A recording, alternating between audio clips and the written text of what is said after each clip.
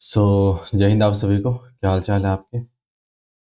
I hope आप सब बढ़िया हैं और आपकी प्रिपरेशन अच्छी चल रही है।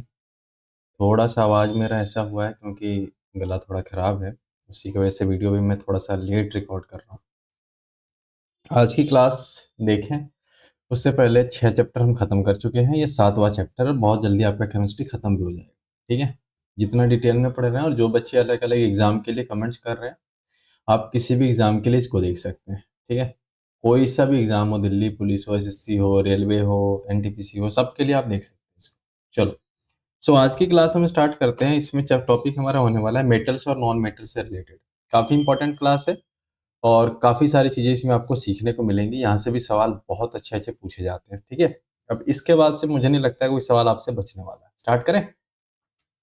चलिए, तो स्टार्ट करते हैं और बिल्कुल बेसिक से चलेंगे और एडवांस तक चलने की कोशिश करेंगे जैसा हम करते हैं।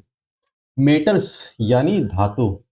हम ऑलरेडी जानते हैं कि धातु क्या होता है, धातु के गुण क्या होते हैं। ठीक है? हमने पिछली क्लास में देखा था कि साहब देखो, दुनिया में जितने पदार्थ हैं ना, हर आदमी में अच्छा है तो बुरा भी है। ठीक है? तो एक तरफ हमने रख दिया था प्योर सबस्टांस जिसको हमने शुद्ध पदार्थ कहा था, और एक तरफ रख दिया था हमने मिक्सचर वाले को, बेचारा जिसमें कई सारे चीजें मिला दी जाती हैं तो मिक्सचर कहलाता है। ठीक है? प्योर में क्या है कि एक ही तरह की चीजें मिला करके बनती हैं। ठीक है? अब हमने देखा था प्योर को जब आप बांटते हो तो दो हिस्सों में बढ़ता है, एलिमेंट और कंपाउंड। जिन्होंने क्लासेस देखी है उनका रिवीजन भी हो जाएगा। एलिमेंट और कंपाउंड, और इसी एलिमेंट को हमने तीन हिस्से में बांटा था, मेटल, नॉन मेटल और मेटलॉइड। ठीक है? तो आज हम मेनली मेटल और नॉन मेटल को करने वाले हैं डिटेल, काफी अच्छे से करेंगे, ध्यान से देखें। मेटल यानी धातु। तो धातु के कुछ गुण हैं हम ऑलरेडी देख चुके हैं, फिर भी एक बार रिवीजन कर लेते हैं। क्या होता है जी? देखो, मेटल देखना ना, सबसे पहले लोहा हो, चांदी हो, सोना हो, कुछ भी हो तुम्हारे आसपास ऐसा, तो देख लेना उसको, और बाकी उसके जो जो गुण तुम्हें दिखाई देते हैं ना, वो सारे मेटल के गुण हैं। जैसे मेटल कैसा होता है? सॉलिड होता है ना। लोहा गुण कैसा होता है? सॉलिड होता है, हार्ड होता है। ठीक है? एक्सेप्ट वन, कौन है? मरकरी, जो कि सॉलिड नहीं होता, वो लिक्विड होता है रूम टेम्परेचर पर। ठीक है? ये आपको ध्यान रखना, ये पता नहीं कितनी बार पूछ लिया गया आपसे। इसके अलावा अगर हम बात करें तो इसका टेम्परेचर जो होता है, मेल्टिंग पॉइंट और बॉइलिंग पॉइंट, ये दोनों हाई होते हैं और देखने में शाइनी होता है। तुम बताओ, चांदी चमकता है कि नहीं चमकता? सोना चमकता है कि नहीं चमकता? कॉपर, तांबा, ठीक है, कॉपर हो गया, ये लोहा हो गया, अगर जंग नहीं लगा तो चमकेगा ही। कहोगे सर जंग लगा हुआ कैसे चमकेगा? वो नहीं चमकता। अच्छा, मेलिएबल होता है। पूछ लिया जाता है कि मेलिएबल क्या होता है? तो मेलिएबल होता है, जैसे मान लो तुमने देखा होगा लोहे को पीट पीट करके क्या बना देते हैं, उसका हथियार बना देते हैं। मतलब उसको शीट में कन्वर्ट कर दिया, चादर जैसा बना दिया, मारा बस चादर जैसा फैल गया, तो उसको हम मेलिएबिलिटी कह देते हैं। पूछ लिया जाता है ये कौन सा गुण है, तो मेलिएबल। अगर इसको खींच करके तार जैसा बना दिया जाए तो उसको हम डक्टिलिटी कह देते हैं या डक्टाइल कह देते हैं। ठीक है? ऑलरेडी चीजें बता चुका हूँ। इसकी हिंदी तन्यता होती है और इसकी आघात वर्धनता होती है। ठीक है? अब आ जाए डक्टाइल की, तो एक बात यहाँ से याद रखनी है कि दुनिया में जितने भी आपको मेटल्स दिखते हैं ना, उन सब में सबसे ज्यादा डक्टाइल कौन है? गोल्ड है। क्यों है सर? क्योंकि आप 1 ग्राम गोल्ड से तकरीबन 2 किलोमीटर तक तार बना सकते हो खींच करके। सोचो कितना डक्टाइल है वो। ठीक है? और सबसे ज्यादा मेलिएबल भी कौन है? वो भी गोल्ड होता है। आप गोल्ड को मार करके बेचारे को चादर जैसी चौड़ी चीज बना सकते हो, ज्यादा से ज्यादा फैला सकते हो उसको। अब कुछ और भी गुण होते हैं। क्या होते हैं सर? तो ये गुड कंडक्टर होता है। कभी देखे हो जो तार तुम्हारे घर में है उसमें कौन सा मेटल लगा होता है? कुछ ना कुछ मेटल का ही बना होता है। जो भी तार है, चाहे कॉपर होता है, एल्यूमिनियम होता है, ठीक है, यही सब होता है जनरली। तो सिल्वर होता है, इन सब का ही बना होता है। इसके अलावा सोनोरस होता है। सोनोरस मतलब कि जब आप उसको मारोगे ना तो एक साउंड निकलता है। आप लोहा पर मारते हो, कॉपर पर मारते हो, उसमें साउंड निकलता है, तो इसीलिए हम उसको सोनोरस कह देते हैं। ये सारे मेटल के गुण होते हैं। कुछ और मेटल देख लो जो इंपॉर्टेंट है। जैसे लेड, फॉर्मूला याद रखना इसका, केमिकल फॉर्मूला पीबी से हम इसको डिनोट करते हैं। और मरकरी, मरकरी को किससे डिनोट करते हैं? एचजी से। देखो इनका नॉमेनक्लेचर और फॉर्मूला कोई भी कौन डिसाइड करता है? आईयूपीएसी। आईयूपीएसी का फुल फॉर्म क्या होता है? International union for pure and applied chemistry. Full form पूछा हुआ है, ध्यान रखना। ठीक है? सो आ जाओ, लेड और मरकरी, ये दोनों ऐसे मेटल हैं जो कि पुअर कंडक्टर होते हैं। हमने क्या देखा कि साहब देखो, जितने भी मेटल है ना, उनसे क्या बिजली पास कर सकता है, हीट पास कर सकता है, लेकिन लेड और मरकरी से पास नहीं करता। ये दोनों उसके एक्सेप्शन है, अपवाद है। इनको ध्यान में रखना है। जो तुम तार देखते हो ना, वायर देखते हो, उसकी कवरिंग इसीलिए लगाई जाती है, किस चीज की बनाई जाती है, पीवीसी की बनाई जाती है। पीवीसी क्या होता है, पॉलीविनाइल क्लोराइड होता है। इसलिए क्योंकि जो तार जा रहा है ना, उसमें से क्या बिजली की प्रवाह हो रही है, और जब तुम डायरेक्ट छुओगे तो तुम्हें भी झटका लग सकता है, इसलिए उससे बचने के लिए पीवीसी का एक लेयर ऊपर लगाया जाता है। ये पूछा गया आपसे एग्जाम में, ठीक है। और अभी हमने देखा कि मरकरी जो है वो सॉलिड नहीं होता, ऐसा मेटल है जो सॉलिड ना होकर के लिक्विड होता है, किस पर, रूम टेम्परेचर पर। आगे बढ़े, अब आ जाते हैं भैया नॉन मेटल पर। तो जितनी बातें तुमने मेटल के बारे में पढ़ी उन सब का उल्टा कर दो, रिवर्स, इंग्लिश में कहते हैं रिवर्स। सो नॉन मेटल के कैरेक्टरिस्टिक की बात करें तो ये सॉलिड भी पाया जाता है, गैस में भी पाया जाता है, लिक्विड में भी पाया जाता है। लिक्विड में मेनली कौन पाया जाता है, ब्रोमीन, ठीक है। जनरली सॉलिड गैस फॉर्म में ही पाया जाता है, लेकिन ब्रोमीन एक ऐसा नॉन मेटल है जो कि लिक्विड फॉर्म में पाया जाता है। अच्छा, ये सॉलिड तो होता है, गैसियस फॉर्म में तो होता है, लेकिन सर ये सॉफ्ट होता है, ठीक है। जनरली कैसा होता है, सॉफ्ट होता है। एक उसका एक्सेप्शन है, एक उसका अपवाद है, कौन है सर, तो वो है डायमंड, ठीक है। डायमंड सबसे हार्डेस्ट पदार्थ है, देख रहे हो। लोग कह रहे थे इसको नॉन मेटल, कह रहे यार क्या तुम भी इतने कमजोर से हो, भगवान ने डायमंड बना के भेज दिया, लो अब इसका मजाक मत उड़ाना। मैंने बोला ना कि सॉरी, सारे गुण इसके उल्टे होते हैं। जैसे उसका हाई मेल्टिंग पॉइंट था, इसका उसका हाई बॉइलिंग पॉइंट था, तो इसका जो है ना लो मेल्टिंग पॉइंट और लो बॉइलिंग पॉइंट होता है। और इसमें कोई चमक नहीं होती बेचारे को, देखो ऐसा मुंह बनाए पड़ा रहे, इसमें कोई चमक नहीं होती। ब्रिटल होता है। ब्रिटल क्या होता है सर, ब्रिटल का मतलब होता है ना, जैसे तुम देख रहे थे कि मेटल को मारो तो चादर जैसा फैल जाता है, लेकिन जब तुम इसको मारोगे ना तो मारते ही टूट जाएगा। जैसे प्लास्टिक है, अब तुम प्लास्टिक पर हथौड़ा मारोगे क्या होगा, टूट जाएगा, लेकिन लोहे पर मारोगे तो फैल जाएगा, ठीक है। तो जो टूट जाता है उसको ब्रिटल कह देते हैं, ब्रिटल, ब्रोकन, ऐसे याद रख सकते हैं। अच्छा, ये बैड कंडक्टर होता है, सारे अवगुण इसी में है, ठीक है ना, नॉन मेटल में। अब लोग इसके लिए भी इसका मजाक उड़ा रहे थे, तो भगवान ने ग्रेफाइट बना के दे दिया, बोला बेटा मत उड़ाना मजाक इसके, ठीक है ना, क्योंकि ग्रेफाइट है इनके पास, जो कि क्या है, वो एक कंडक्टर है, अच्छा कंडक्टर है। उसके अलावा क्या है इनके पास, आयोनाइजेशन एनर्जी हम देख चुके हैं, ठीक है, कि मान लो ये कोई एटम है, तो एटम के पास बाहर में इलेक्ट्रॉन होता है, इलेक्ट्रॉन होता है, ठीक है। तो इनको निकालने के लिए, इनको निकालने के लिए जो एनर्जी दी जाती है उसको हम आयनाइजेशन एनर्जी कह देते हैं। तो इसके लिए क्या चाहिए, हाई आयनाइजेशन एनर्जी चाहिए। आपने देखा होगा मेटल आसानी से इलेक्ट्रॉन डोनेट कर देता है, ये सारी बात हम कर चुके हैं, इसलिए उस पर प्लस आ जाता है, तो उसमें ज्यादा एनर्जी देने की जरूरत नहीं पड़ती। ये बेचारा आसानी से इलेक्ट्रॉन देता नहीं, कहता नहीं नहीं यही तो है जो मेरे पास है, इसको भी मैं दे दूं, तब तो तुम मेरा इसके लिए भी मजाक उड़ाओगे। तो इलेक्ट्रॉन को निकालने के लिए हमारे को ज्यादा एनर्जी देना पड़ता है, इसलिए हाई आयनाइजेशन एनर्जी किसमें होता है, नॉन मेटल में होता है। उसके अलावा हाई इलेक्ट्रोनेगेटिविटी होती है, ये भी मैं बता चुका हूँ, जिसमें सबसे ज्यादा इलेक्ट्रोनेगेटिव कौन होता है, फ्लोरीन होता है। जिन्होंने नहीं पढ़ा है ना तो पिछली क्लास जाकर के देख सकते हैं, उसमें सारी चीजें मैंने बहुत डिटेल से सब ये सारे टर्म को डिफाइन किया था। देखो ग्राफ से यहाँ समझ सकते हो मेटल कैसा है ऐसा, और नॉन मेटल कैसा है ऐसा, ठीक है। सो अब आगे देखें तो एक सेकेंड, एक सेकेंड, हाँ, ये देखो गैलियम और सीजियम, कुछ इंपॉर्टेंट मेटल्स और नॉन मेटल्स को जरा हम देख लेते हैं। गैलियम और सीजियम की बात करें हम, तो ऐसे मेटल है ना जिनका सबसे कम मेल्टिंग पॉइंट और बॉइलिंग पॉइंट होता है, ठीक है। और इसीलिए जब आप इनको अपने तलहत्ती पर यानी पाम पर रखोगे ना, रखते ही पिघल जाते हैं। सोचो कितना लो मेल्टिंग पॉइंट होगा इनका, सिर्फ हाथ पर रखा निकाल करके गल गए बेचारे, मोम के बने हुए। आयोडीन की बात करें तो आयोडीन एक ऐसा नॉन मेटल है, आयोडीन क्या है, नॉन मेटल है, जो कि चमकता है भैया। ये पूछा गया आपसे एग्जाम में, कौन सा ऐसा नॉन मेटल है जो कि चमकता है, लस्ट्रस है, तो वो है आयोडीन। अच्छा, कार्बन के ना, कार्बन के हैं 100 गुण, ठीक है। तो कार्बन के मेनली 3 गुण ही होते हैं, जिसको हम एलोट्रॉप्स कह देते हैं। अलग अलग फॉर्म में, अलग अलग स्ट्रक्चर में, अलग अलग रूप में कार्बन पाया जाता है, उस रूप को हम एलोट्रॉप्स कह देते हैं। अलग से एक चैप्टर पूरा पढ़ेंगे हम, चिंता मत करो। जिसमें सबसे एक इंपॉर्टेंट कौन आ जाता है, डायमंड। इसलिए इंपॉर्टेंट है क्योंकि सबसे हार्डेस्ट नेचुरल सबस्टांस है, ठीक है ना, प्रकृति द्वारा निर्मित नेचुरल सबस्टांस कौन है, डायमंड, जो कि सबसे हार्ड है। ग्रेफाइट की बात करें वो भी कार्बन का एलोट्रॉप है, कार्बन से ही बना हुआ है, और वो सबसे अच्छा कंडक्टर में से एक है। मतलब ये ऐसा नॉन मेटल है जो कि कंडक्टर है, देख रहे हो, भगवान ने जो चीजें बनाई है वो बढ़िया ही बनाई है। अल्कली मेटल्स की बात कर ले अगर हम, तो अल्कली मेटल आपने देखा था ना, अलीना की रूबी कैसे फ्रांस गई, हम देख चुके थे।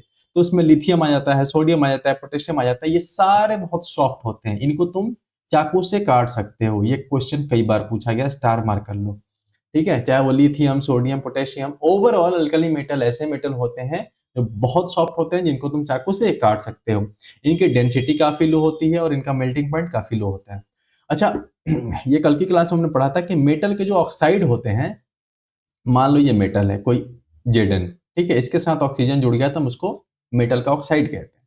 तो मेटल का ऑक्साइड जनरली कैसा होता है, बेसिक होता है, और नॉन मेटल का ऑक्साइड कैसा होता है, एसिडिक होता है। बार बार ये चीजें इसलिए रिपीट करा रहा हूं ना, क्योंकि ये क्वेश्चन बार बार पूछा जाता है। ठीक है, अब आ जाओ हम देख लेते हैं chemical properties of metals. Metal के क्या क्या सर केमिकल प्रॉपर्टी है, एक एक करके देखते हैं। देखो, सबसे पहले हम क्या करते हैं, सबसे बेसिक रिएक्शन कराते हैं। मेटल को खुले हवा में छोड़ देते हैं, देखते हैं कि क्या होता है। एक आदमी आया, उसने क्या करा, लोहे को रख दिया हवा में, मतलब रोड पे रख के चला गया कि 2 दिन के बाद आकर देखूंगा क्या होता है। तो देखा कि जब खुले हवा में रखा जाता है, O2 का मतलब होता है ऑक्सीजन, तो ऑक्सीजन से रिएक्ट करने के बाद क्या बना लेता है, मेटल, मेटल ऑक्साइड बना लेता है। और मेटल ऑक्साइड कैसा होता है, बेसिक, मैं आपको बता चुका हूं। उदाहरण के तौर पर मान लो ये कॉपर है, हवा में क्या है, ऑक्सीजन, तो ऑक्सीजन से जब रिएक्ट करेगा तो क्या बना लेगा, कॉपर ऑक्साइड बना लेगा, जो कि कैसा हो जाता है, ब्लैक कलर का हो जाता है। ठीक है ना। अच्छा, यहां से स्टार मार्क कर लो, ये भी क्वेश्चन बहुत बार पूछा गया है कि एल्यूमिनियम और जिंक, ये दोनों ऐसे ऑक्साइड हैं, एल्यूमिनियम और जिंक ऐसे मेटल हैं जो कि एम्फोटेरिक इन नेचर होते हैं। मतलब क्या होता है सर इसका, कि ये एसिड के साथ भी रिएक्शन करते हैं, बेस के साथ भी रिएक्शन करते हैं। मतलब इन दोनों में एसिड का भी गुण होता है और बेस का भी गुण होता है। एम्फो मतलब एम्फीबियन, सुना है ना, जो जमीन पर भी रहता है और पानी में भी रहता है। तो एम्फो शब्द आते ही समझ लेना दो, उभय, ठीक है ना। तो दो मतलब एसिड और बेस, दोनों गुण अगर इनके पास हैं तो ये हो गया हमारे एम्फोटेरिक। अच्छा, ये कल के क्लास में मैंने बताया था, मैग्नीशियम को जब आप जलाओगे ना, बर्न इन ऑक्सीजन, तो ये क्या करता है, व्हाइट कलर का एकदम धुआंधार फ्लेम फेंकता है। ठीक है, बिल्कुल चमकता हुआ फ्लेम देता है। और सारे मेटल के ऑक्साइड, मतलब ज्यादातर जो मेटल के ऑक्साइड होते हैं वो इंसॉल्युबल होते हैं। ठीक है, कुछ ऐसे होते हैं जो घुल जाते हैं, उनको हम अल्कली कह देते हैं। ये मैं आपको कल की क्लास में बता चुका हूँ। मेनली कौन से ऐसे ऑक्साइड होते हैं, अल्कली वाले, जो अल्कली मेटल जो है ना, इसीलिए उनका नाम अल्कली मेटल है। इसीलिए उनका नाम अल्कली मेटल है, क्यों, क्योंकि वो अल्कली बनाते हैं। अलीना के रूबिक, कैसे फ्रांस के। कुछ और चीजें देख लो, जैसे सारे मेटल जो होते हैं ना, सारे मेटल वो हवा के साथ रिएक्ट नहीं करते एकदम एक जैसे। ठीक है, ऐसा नहीं है कि हाँ भाई लोहा भी जैसे रिएक्ट कर रहा है वैसे ही चांदी भी करेगा, वैसे ही सोना भी करेगा, नहीं। सब अलग अलग रेट पे करते हैं। कोई बहुत फास्ट करता है रिएक्शन, कोई बहुत स्लो करता है रिएक्शन। ठीक है, अलग अलग चीजें होती हैं। अब आगे बढ़ जाए तो पोटेशियम और सोडियम पर देख लेते हैं। ठीक है, पोटेशियम सोडियम की अगर हम बात करें, तो पोटेशियम सोडियम दोनों बहुत वाइगरस, ठीक है ना, बहुत विगरसली रिएक्ट करते हैं, मतलब वायलेंट होते हैं। जैसे तुमने हवा में निकाला, हाथ पे रखा, फट से जल गया, वो आग पकड़ लेता है। सोचो कितना जल्दी वो रिएक्शन करते हैं। इसीलिए उनको हमेशा केरोसिन के तेल में डिबो करके रखा जाता है। ये भी पूछा गया, इसीलिए मैं कह रहा हूँ आज की क्लास बहुत इंपॉर्टेंट है, हर लाइन से क्वेश्चन आते हैं। ठीक है, पोटेशियम और सोडियम को इसीलिए हम डुबो के रखते हैं, क्यों, क्योंकि जैसे उसको ओपन में ले आए वो इतना जल्दी हवा से रिएक्शन करते हैं कि फायर पकड़ लेता है। ठीक है, आग पकड़ लेता है। अच्छा, जब रिएक्शन हो गया और उसमें से आग निकलने लगा, तो ये कौन सा रिएक्शन होगा, एक्सोथर्मिक होगा कि एंडोथर्मिक होगा, बताना मुझे कमेंट में। एट नॉर्मल टेम्परेचर, ठीक है, नॉर्मल टेम्परेचर पे क्या हो जाता है, मैग्नीशियम, एल्यूमिनियम, जिंक, पीबी मतलब लेड होता है। ठीक है, ये सारे के सारे एक ऑक्साइड का लेयर से इसको कोटिंग कर देते हैं। ठीक है, कोटिंग कर देते हैं, क्यों, ताकि इस पर ऑक्सीजन का कोई या हवा का कोई प्रभाव ना पड़े। किस पे, मैग्नीशियम, एल्यूमिनियम, जिंक, ये सब भी बहुत फास्ट रिएक्ट कर जाते हैं, इसलिए इन पर एक कोटिंग लगा देते हैं। किसकी कोटिंग, ऑक्साइड की कोटिंग। ठीक है, और तुम जब लोहे को डायरेक्ट जलाओगे ना तो वो नहीं जलता है, आयरन की फाइलिंग होती है, कुछ कंकड़ जैसे आयरन होते हैं। ठीक है, आयरन की फाइलिंग ऐसे ऐसे ऐसे ऐसे पतले पतले पतले पतले धागे जैसे होते हैं, उनको जब तुम जलाओगे ना वो जल जाते हैं, लेकिन डायरेक्ट आयरन नहीं जलते हैं।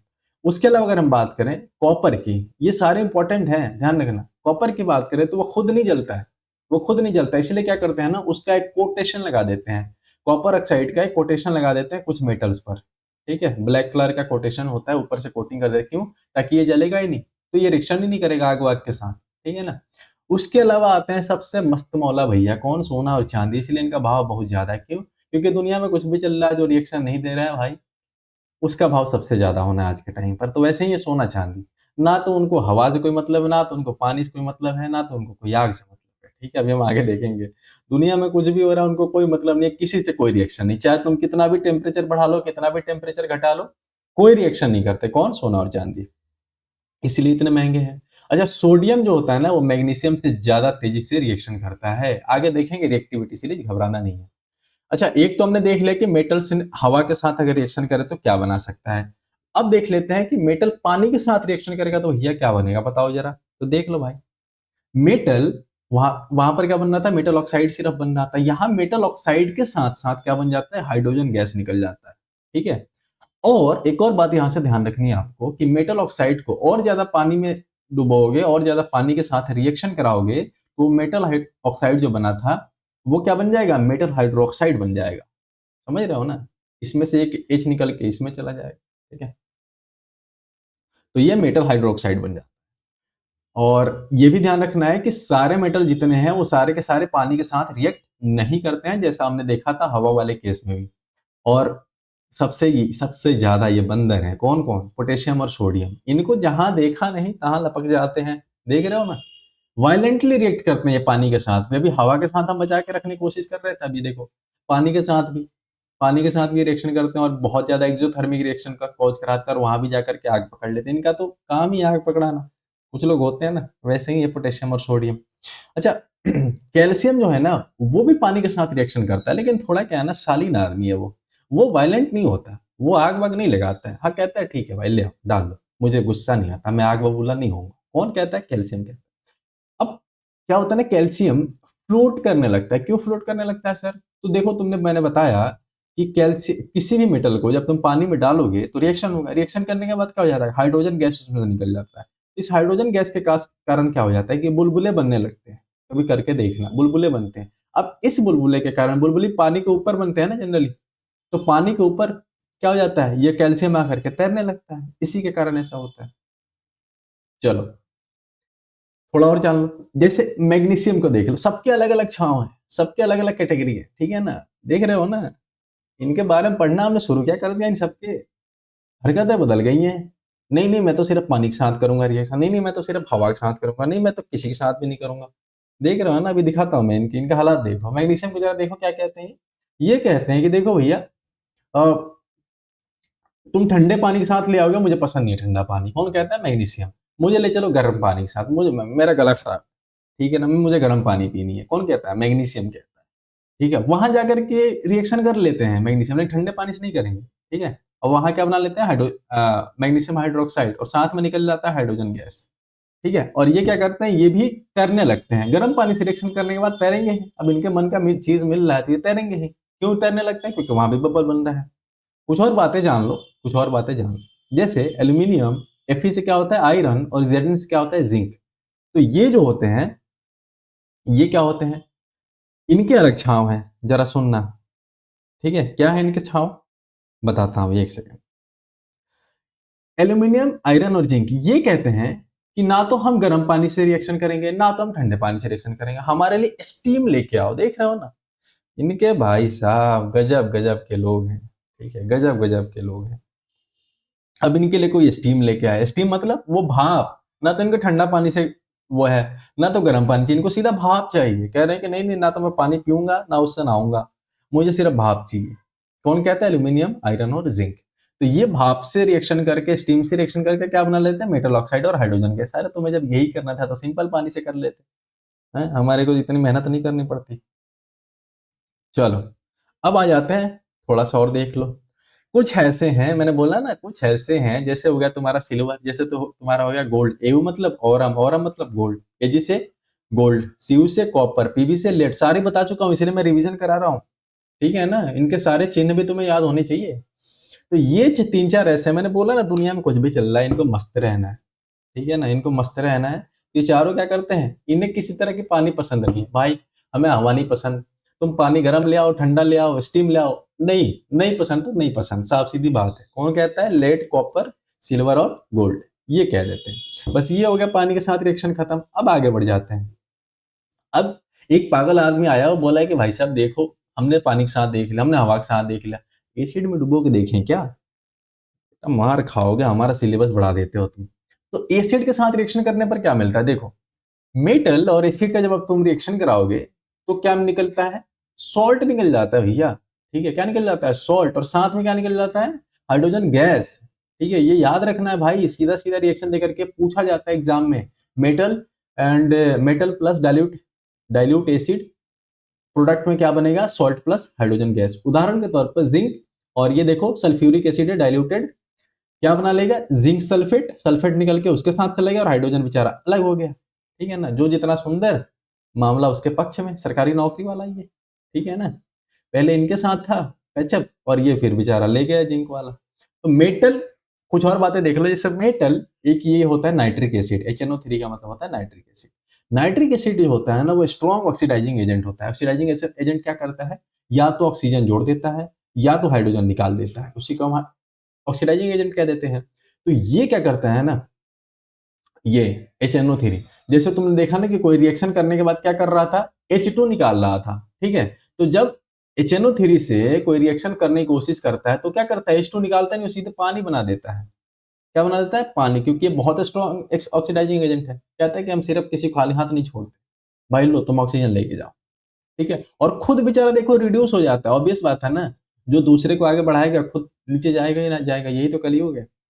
अब देखो यहाँ, लेकिन कुछ लोग ऐसे हैं जो कहते हैं कि बेटा HNO3 नाइट्रिक एसिड, तुम्हारा रास्ता भी हम निकाल लेंगे। कौन है वो, मैग्नीशियम और मैग्नीज। कहते क्या कह रहे थे तुम, हाइड्रोजन नहीं निकालोगे, अच्छा जरा इधर आना। तो HNO3 क्या कर देता है, अपनी पूरी पोटेंशियल लगाता है, खूब कैपेसिटी लगाता है, देख रहे हो, वेरी डाइल्यूट HNO3। ठीक है, वेरी डाइल्यूट मतलब इसका पोटेंशियल कम कर दिया जाता है। ठीक है, कमजोर कर दिया जाता है। ठीक है, कमजोर कर दिया जाएगा, जितना ज्यादा डाइल्यूशन उतना कम कंसेंट्रेशन, कल की क्लास में बता चुका हूं आपको। तो मैग्नीशियम और मैग्नीज इसको कम ताकतवर बना करके बेचारे को हरा देते हैं और हाइड्रोजन गैस निकाल देते हैं। ठीक है, उसके अलावा देखो कि बबल कैसे बनता है। तो बबल तुमने देखा ना कि मैग्नीशियम से जब रिएक्शन हो रहा था तो हाइड्रोजन गैस रिलीज हो रहा था, यही हाइड्रोजन गैस की वजह से क्या होता है, हमें बबल बबल दिखाई दे रहा था। कई बार पूछ लिया था सबसे फास्ट कौन बबल निकाल देता है, तो मैग्नीशियम। मैग्नीशियम के बाद कौन निकाल देता है, एल्यूमिनियम, उसके बाद जिंक, उसके बाद आयरन। ठीक है, ये है, अभी मैं सीरीज दिखाऊंगा कैसे इसको याद करना है, डरना नहीं है। इसके अलावा अगर हम बात करें कॉपर की, तो कॉपर में किसी तरह का बबल नहीं दिखता है, देख रहे हो, क्योंकि वो बहुत माइल्ड रिएक्ट करता है, बहुत कम रिएक्शन है, बहुत सारी नाथ में बोलता नहीं मुझे हल्ला गोला नहीं पसंद। ठीक है ना, मुझे हल्ला गुल्ला नहीं पसंद है, तो वहां पर टेम्परेचर में भी कोई कोई गर्मी नहीं बढ़ती। ठीक है, और कॉपर की बात करें तो वो डाइल्यूट HCl के साथ रिएक्शन भी नहीं करता, बोलता नहीं नहीं वो तो ऑलरेडी कमजोर है, उसका कंसंट्रेशन कम है, तो मैं क्यों करूं रिएक्शन, कौन कहता है, कॉपर। और फिर आ जाते हैं, आग लगी चाहे बस्ती में, ये तो रहते हैं मस्ती में। कॉपर, सिल्वर और सोना, ये क्या करते हैं, बोलते हैं कि अरे यार जब हमने पानी और हवा को ठुकरा दिया तो तुम एसिड क्या चीज हो, इससे भी कोई रिएक्शन नहीं करती है। ठीक है, कॉपर में बोला ना हल्का सा हो जाता है, लेकिन जनरली कॉपर करता नहीं है। इन लोगों का डाउट हो सर आपने यहाँ कॉपर लिख दिया, तो कॉपर बहुत रेयर रिएक्शन करता है, बहुत हल्का सा। एक्वा रिजिया की बात कर लेते हैं, बहुत तुमने सुना होगा सर एक्वा रिजिया पढ़ा दीजिए, एक्वा रिजिया पढ़ा दीजिए। एक्वा रिजिया क्या है, देखो, एक्वा रिजिया को ना हम रॉयल वाटर कहते हैं, लैटिन भाषा में एक शब्द चलता है, उसका मतलब होता है रॉयल वाटर, मतलब शाही पानी है। ऐसा कैसा शाही पानी है साहब, ये क्या करता है, इतना शाही पानी है, कहते हैं ना कि जब भाई राजशाही चीज है तो इतना दमदार होगा कि चाहे तुम उसको सोना दे दो या चांदी, वो सबको क्या करेगा, पिघला देगा। तो यही काम ये करता है। हाईली कोरोसिव होता है, मतलब कि अगर तुमने छू दिया तो तुम्हारा सिर्फ हड्डी भी नहीं दिखेगा। ठीक है, गलती से छू भी मत देना बेटा। और फ्यूमिंग लिक्विड होता है, मतलब धुआं फेंकते रहता है, आपने देखा होगा ना फिल्मों में ऐसे। ठीक है, स्मेल आते रहते। आखिर ये बनाते कैसे हैं, तो देखो इसमें क्या करते हैं कि ले लेते हैं बिल्कुल खौलता हुआ कॉन्सेंट्रेटेड HCl और कॉन्सेंट्रेटेड HNO3, कई बार नहीं ये हटा देता है, कॉन्सेंट्रेशन हटा करके क्या दे देता है, तुम्हें दे देता है क्या कहते हैं, कॉन्सेंट्रेशन हटा के दे देता है डाइल्यूट। तो ध्यान रखना है दोनों कॉन्सेंट्रेटेड है और 3:1 के रेशियो में। कैसे याद रखना है, जिसमें 3 है ना उसको 1 लेना है, और जिसमें 1 है उसको 3 लेना है। ठीक है, ये इन दोनों को जब आप मिलाओगे ना 3:1 के रेशियो में, तो इतने पावरफुल हो जाते हैं कि ये जो गोल्ड और प्लेटिनम कह रहे थे ना, नहीं नहीं हमें कोई मतलब नहीं है देश दुनिया से, इनको भी गला देते हैं। इतने भयंकर हैं, सोच लो।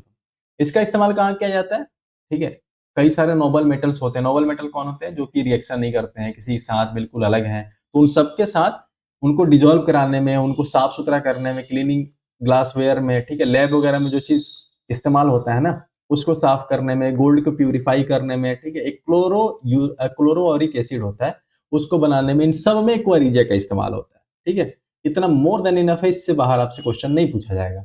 जितना बताया जाए उतना पढ़ लिया करो, इससे बाहर नहीं पूछा जाएगा। अच्छा, एक रिएक्शन होता है कि मान लो कोई मेटल है और कोई दूसरे मेटल का सॉल्ट हो गया, उदाहरण के तौर पे ये रहा जिंक और ये हो गया कॉपर सल्फेट, ठीक है ना, तो ये किसका सॉल्ट है, कॉपर का सल्फेट है। तो तुम्हें हमने बताया था कि मान लो ये इसके पास ज्यादा ताकत है, इसके पास कम है, तो ये इसको बेचारा भगा देगा और ये आकर के इसके साथ बॉन्ड बना लेगा। उदाहरण के तौर पर मान लो इसकी सरकारी नौकरी है जिंक की और ये बेचारा कॉपर वाला प्राइवेट वाला, इसका बेचारे के साथ पैचअप था सल्फेट के साथ।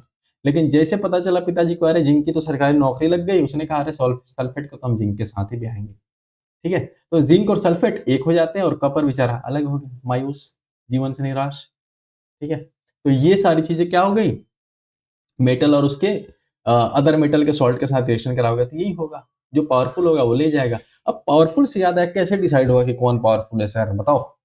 उसके लिए एक सीरीज बनाई गई जिसको हम रिएक्टिविटी सीरीज कह देते हैं।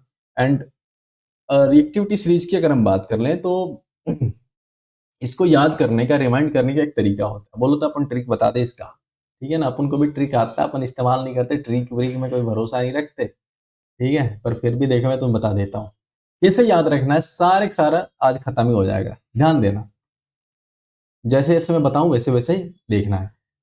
कनक, कनक और मंगल, ठीक है, कनक और मंगल जनवरी फरवरी से पहले हाई कोर्ट में हाँ बोल दिए, ठीक है। हुआ क्या कि कनक और मंगल दोनों दोस्त थे। अब इनके घर वाले कह रहे थे बेटा शादी कर लो, ठीक है, ये माने नहीं। उन दोनों ने बचपन में केस इनकी शादी फिक्स कर दी थी। गए कोर्ट, बोला कि देखो हमारे बच्चे नहीं मान रहे हैं, तो हाई कोर्ट गए, बच्चों ने कहा कि नहीं हम नहीं मानेंगे, तो हमारी मर्जी है, हम तो बालिग हैं, हम नहीं मान रहे, ठीक है। चले गए बेचारे कोर्ट, ठीक है, कोर्ट चले गए, नहीं उल्टा मैं बोल रहा हूँ, कनक और मंगल मान लो इन दोनों को ब्याह करना था, शादी करनी थी, ठीक है, घर वाले मान नहीं रहे थे। अब ये बेचारे गए कोर्ट, कोर्ट में क्या हुआ, घर वाले पहुंच गए, तो वहां पर गुहार लगाई जैसे तैसे, पर डिस्ट्रिक्ट कोर्ट में क्या हुआ कि घर वालों ने जुगाड़ लगाया और इनका होने नहीं दिया। फिर वो चले गए हाई कोर्ट, हाई कोर्ट गए तो वहां हुआ कि माई बाप अब हम बचा लो, ठीक है ना, अब हम घर से भाग के आए हैं, हमारी शादी करा दो। तो वहां क्या हुआ, कनक और मंगल दोनों मिले और जनवरी फरवरी से पहले हाई कोर्ट में जाकर के हाँ बोल दिए। बस ऐसे करके आप याद रख सकते हो। तो कनक यानी क से पोटेशियम, न से सोडियम, क से कैल्शियम, ठीक है। मंगल, मग से मैग्नीशियम, अल से एल्यूमिनियम। जनवरी फरवरी, जनवरी जिंक, फरवरी आयरन, पहले से लेड, पीबी से लेड। हाई कोर्ट, एच से हाइड्रोजन और कोर्ट से कॉपर। हाँ से कैसे याद रखोगे, एच जी मरकरी और एजी मतलब चांदी और फिर सोना, ए से, एक ए से चांदी और एक ए से सोना। अब कहोगे सर दोनों ए में कैसे हम चीजों को मैनेज करें, तो देखो पूछा जाता है ना तुमसे क्वेश्चन कि इन दोनों में डिक्शनरी में पहले कौन आता है, तो जी पहले आता है कि यू पहले आता है, ए तो दोनों बराबर है तो जी पहले आता है, तो जी वाला पहले हो जाएगा यानी सिल्वर पहले हो जाएगा। बोलो रिएक्टिविटी सीरीज आज हो जाएगी, कोई दिक्कत परेशानी। चलो अब यहां हो गया तो मैं आ जाता हूं आपको लेकर के सीधा आयनिक कंपाउंड पर, ठीक है, आयनिक यौगिक पर। क्या होता है सर आयनिक यौगिक, देखो जब मेटल और नॉन मेटल दो आपस में मिल जाए, पागल आदमी बैठा कुछ भी कराते रहता है, कह रहे यार अब मजा नहीं आ रहा, दो एक मेटल और एक नॉन मेटल मिला के देखते हैं क्या बनता है। तो हुआ क्या, देखो क्या करा उसने कि एक मेटल को पकड़ा, मेटल जैसे उदाहरण के तौर पर यहां देखो ये है सोडियम, ठीक है, ये है आपका क्या, सोडियम। सोडियम के परमाणु संख्या 11 और परमाणु भार 23। इसका अगर हम इलेक्ट्रॉनिक विन्यास लिखें तो 2 8 1, बाहर वाले में कितना है, एक इलेक्ट्रॉन। तो मैंने बताया था ना आपको लिखना, जब मैं लोन पेयर इलेक्ट्रॉन बता रहा था कि एक इलेक्ट्रॉन ऐसे लिख देते हैं, सिर्फ एक ऐसा बिंदु दिखा दो। क्लोरीन के बाहर में होंगे कितने, 7, ठीक है, क्योंकि इसका परमाणु संख्या होता है 17, तो 7, इसको 7 दिखाने का तरीका है 2 2 4 2 6 और 1 7। अब देखो हमारे को क्या चाहिए, सोडियम एक देने को तैयार है ताकि इसके बाहर में 8 हो जाए, और क्लोरीन एक लेने को तैयार है, क्यों, ताकि इसके बाहर में भी 8 हो जाए, ठीक है, ताकि दोनों बैलेंस हो जाए, बाहर में 8 करने, इसी को तो ऑक्टेट रूल हमने पढ़ा था। तो होता क्या है कि दोनों जैसे मिलते हैं ना, तो बोलता है क्लोरीन अरे भाई सोडियम तुम्हारे पास तो है ही एक इलेक्ट्रॉन, लाओ यार दे दो मुझे, ठीक है, तो ये इसको दे देता है और दोनों मिलकर के एक बॉन्ड बना लेते हैं, और बॉन्ड बना करके जो कंपाउंड बनाते हैं इस कंपाउंड को हम आयनिक कंपाउंड कहते हैं। क्यों, क्योंकि दोनों आयन है ना, दोनों आयन है, ये जैसे एक इलेक्ट्रॉन दे रहा है तो इस पर प्लस चार्ज, ये दे रहा है तो माइनस चार्ज, दोनों मिल गए हैं, दोनों आयन्स मिल रहे हैं ना, तो इसीलिए हम इसको क्या कहते हैं, आयनिक कंपाउंड कह देते हैं। समझ आ गई बात। एक चीज ध्यान रखना है कि NaCl ना नेचुरली अकर नहीं करते हैं, ठीक है, ये इसलिए दोनों मिलते हैं क्योंकि इन दोनों के बीच में आयनिक अट्रैक्शन होता है, इन दोनों का जो आयन होता है ना वो अपोजिट होता है, एक दूसरे को खींचता है इसलिए, ठीक है, और दोनों में जो फोर्स लगता है ना उसको हम इलेक्ट्रोस्टैटिक फोर्स कहते थे। इलेक्ट्रो क्यों सर? क्योंकि आयन का एक्सचेंज हो रहा है, चार्ज इधर उधर हो रहे हैं, तो चार्ज से ही तो इलेक्ट्रिक जनरेट होता है ना भाई। हम पढ़ेंगे Q by T is equal to electricity, ठीक है, करंट, हम पढ़ेंगे इलेक्ट्रिक करंट, तो हम देखेंगे वहां पे। खैर, वही बात यहाँ लिखा हुआ है कि NaCl does not exist as a molecule aggregate of oppositely charged, but यहां लगेगा but aggregate of oppositely charged ions, मतलब एक दूसरे का अपोजिट चार्ज है इसीलिए एक साथ रहते हैं। ऐसा नहीं है कि हमेशा साथ रहते हैं, नहीं नहीं, दोनों को जरूरत है इसलिए साथ रह रहे हैं, ठीक है। आयनिक कंपाउंड को हम इलेक्ट्रोवैलेंट कंपाउंड भी कह देते हैं। इसके उदाहरण कौन कौन से हैं भाई? जितने भी तुम्हारे अल्कली मेटल के क्लोराइड हो गए, अल्कली अर्थ मेटल के क्लोराइड हो गए, ये सारे आयनिक कंपाउंड के जनरली एग्जांपल हो जाते हैं। आयनिक बॉन्ड के अलावा क्या हो जाता है? एक बॉन्ड होता है कोवैलेंट बॉन्ड, ठीक है, इन दोनों के बीच में जो बॉन्ड बन रहे हैं इसको आयनिक बॉन्ड कहते हैं। कोवैलेंट बॉन्ड हम अगली क्लास में पढ़ेंगे जब कार्बन पढ़ेंगे। आयनिक कंपाउंड के ना कुछ प्रॉपर्टीज होते हैं। कैसे प्रॉपर्टी होते हैं सर? देखो, ये सॉलिड होता है, हार्ड होता है, लेकिन ब्रिटल होता है। ब्रिटल आपने बताया था सर, ब्रिटल BR से हम ब्रोकन याद रख सकते हैं, मतलब मारने पर टूट जाता है। इसकी मेल्टिंग और बॉइलिंग पॉइंट काफी हाई होती है। अच्छा, इसको जब तुम पानी में घोल दोगे ना तो आसानी से घुल जाता है, लेकिन दूसरे अगर चीज में घोलोगे ना, बोलेगा नहीं मुझे नहीं घोलना, ठीक है। और जब ये सॉलिड स्टेट में रहेगा, इससे तुम बिजली पास करने की कोशिश करोगे, नहीं होता है। लेकिन जब इसको पानी में घोल दिया ना, उसी का मोल्टन स्टेट कह देते हैं, पानी में घोल दिया तुमने, जब बिजली पास करने की कोशिश करी तो आसानी से क्या हो जाता है? बिजली पास कर सकता है, ठीक है। तो ये पूछा जाता है, स्टेटमेंट दे करके तुमसे पूछ सकते हैं कि एनी कंपाउंड मोल्टेन स्टेट में क्या करता है? बिजली को पास कर सकता है। सही बात है, गलत बात? बिल्कुल सही बात है। अब यहां देखो, कुछ ऐसे आयनिक कंपाउंड है, ये तुम्हारे एनसीईआरटी में लिखा हुआ है, इसलिए मैं लिख करके लाया हूं। तो इनके मेल्टिंग और बॉइलिंग पॉइंट का एक सीक्वेंस है, उसको याद रखने का मैं तरीका, ये नहीं याद रखना है कितने डिग्री पर कौन सा मेल्टिंग पॉइंट मेल्ट करता है, कौन बॉयल करता है, ये नहीं याद रखना, बस ये सीक्वेंस याद रख लेना। जैसे तुम तुम जो है क्या ले जा रहे थे? आयरन ले जा रहे थे, ठीक, आयरन ले जा रहे थे, ठीक है, आयरन बॉयल कर रहा था, ठीक है। या ऐसे याद रख लो, बॉयल करता हुआ पानी ले जा रहे थे, बॉयल करता हुआ पानी ले जा रहे थे। तो काका लोगों को क्या होता है? गर्म पानी बहुत पसंद होता है, दे दो हम गर्म पानी से नहाएंगे। तो काका ने मांग लिया, ऐसे लिख सकते हो, का ने मांग ली क्या? गर्म पानी, यानी बॉइलिंग वाटर, ठीक है। तो बॉइलिंग पॉइंट का सीरीज क्या हो जाता है? काका ने मांग ली, मतलब calcium oxide, calcium chloride, sodium chloride और मैग्नीशियम क्लोराइड, और ली से लिथियम क्लोराइड। इसमें थोड़ा सा चेंज होता है, बस इन दोनों का हेरफेर हो जाता है, ठीक है। इसमें कनक मांग लेती है, कहती है कि यार तुम बर्फ ले जा रहे हो, पिघल रहा है, तो मुझे दे दो। तो कनक मांग ली क्या? बर्फ, जब पिघल रहा था तो, ठीक है, पिघलने से याद रखना मेल्टिंग पॉइंट, बस खत्म हो गई बात। अब आ जाते हैं कि भाई साहब, आखिर मेटल कैसे मिलते हैं हमारे को, कैसे अकर करते हैं सर, कहाँ ढूंढे हम मेटल को? तो देखो, मेटल दो तरीके से होते हैं, ठीक है। अगर स्टेट की बात करें तो दो स्टेट होते हैं, ठीक है। कौन कौन से स्टेट होते हैं सर? नेटिव स्टेट और कंबाइंड स्टेट। अब ये क्या होता है सर? देखो, तुम्हें बताया ना कि कई सारे मेटल ऐसे होते हैं जो कहीं भी जाकर के लपकते रहते हैं, और कुछ ऐसे होते हैं जो दुनिया से कोई लेना देना नहीं है, कोई रिएक्शन नहीं। तो एक हो जाता है अनरिएक्टिव मेटल, जो कि बिल्कुल फ्री स्टेट में अकेले पड़े होते हैं, जिनका कोई लेना देना नहीं है, वो अकेले पड़ जाते हैं। और जिनका हर चीज में लेना देना है, वो क्या हो जाते हैं? उनके 50 दोस्त हैं, ठीक है। तो वो कंबाइंड स्टेट में होते हैं। जो रिएक्शन कर रहे हैं वो क्या हो जाते हैं? अकेले उनको नहीं छोड़ सकते हैं, हमेशा उनको बांध के रखो किसी न किसी के साथ, नहीं तो जैसे किसी दूसरे को देखे वो लपक जाएंगे, ठीक है। तो किस किस फॉर्म में होते हैं? जैसे मेटल का ऑक्साइड के फॉर्म में, मेटल के सल्फाइड के फॉर्म में, मेटल कार्बोनेट के फॉर्म में होते हैं, ऐसे होते हैं। और सिल्वर, ये तुम्हारा प्लेटिनम, गोल्ड, ये सब कैसे होते हैं? ये बिल्कुल फ्री होता है। बोलते हैं अरे यार इनको फ्री छोड़ो, ये नहीं बिगड़ने वाले, ये किसी से रिएक्शन नहीं करेंगे, ठीक है। उसके अलावा अगर हम बात करें तो मिनरल और ये बातें पूछ ली जाती है। मिनरल क्या होता है सर? तो कोई भी ऐसा एलिमेंट, कंपाउंड, ठीक है, जो कहाँ हो? आपके क्रस्ट में प्रेजेंट हो, क्रस्ट में प्रेजेंट हो, तो उसको मिनरल कह देते हैं। उसके अलावा अगर हम बात करें सर और क्या होता है, तो ऐसा मिनरल, ठीक है, और क्या है? मिनरल है। अगर आपसे कोई पूछ दे इन दोनों के बीच में आप वो बनाओ वेन डायग्राम, तो ऐसे बनाओगे, ये हो गया और ये हो गया मिनरल। सारे और मिनरल है, सारे मिनरल और नहीं है।